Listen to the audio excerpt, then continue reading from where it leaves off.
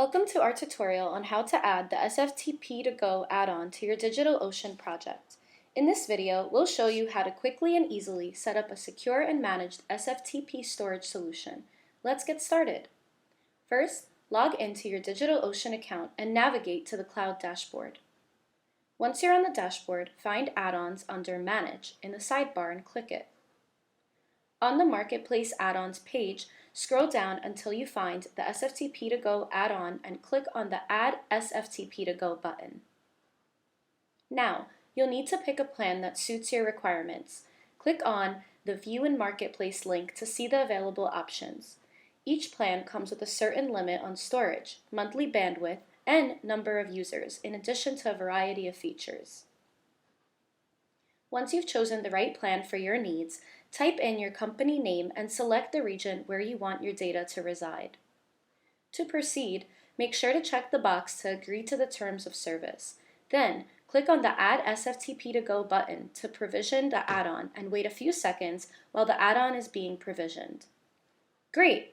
Now that the add-on is provisioned, you have a brand new cloud SFTP storage.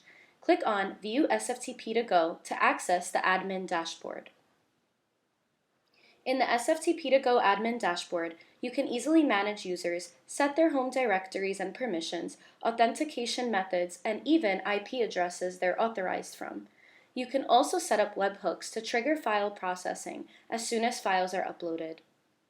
Next, let's see how to connect to your SFTP storage using a popular FTP client like FileZilla. Open FileZilla on your laptop. In FileZilla, copy the host provided in the SFTP To Go admin dashboard and paste it into the host field in FileZilla. Similarly, copy the username and password from the SFTP To Go admin dashboard and paste them into the respective fields in FileZilla and change the port to 22 to use SFTP. Click on the Quick Connect button to establish the SFTP connection.